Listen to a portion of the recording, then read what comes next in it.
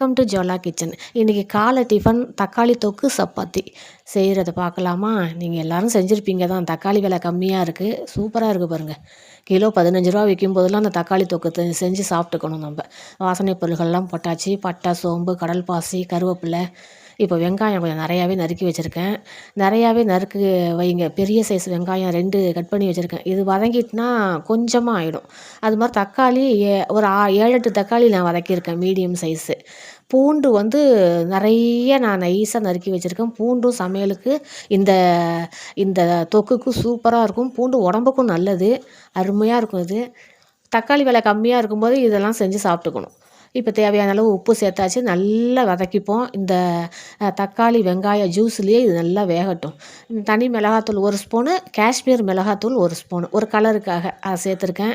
இதை மூடி போட்டு வேக வச்சோம்னா, சிம் ஃபயரில் வச்சு வேக வச்சோம்னா தலன்னு சூப்பராக வந்துடும். இப்போ மூடி போட்டு வேக வச்சுருவோம். கொஞ்சம் நேரம் கழித்து திறந்து பார்ப்போம். திறந்து பார்த்து ஒரு கிளறிக்கணும்.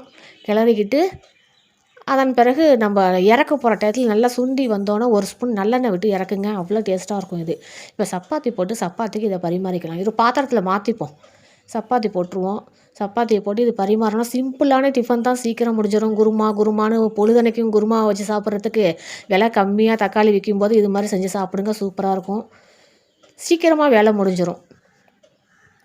இந்த வீடியோ உங்களுக்கு பிடிச்சிருக்குன்னு நம்புகிறேன். பிடிச்சிருந்தால் லைக் பண்ணுங்கள், ஷேர் பண்ணுங்கள், ஒரு சப்ஸ்கிரைபையும் போட்டு விடுங்க.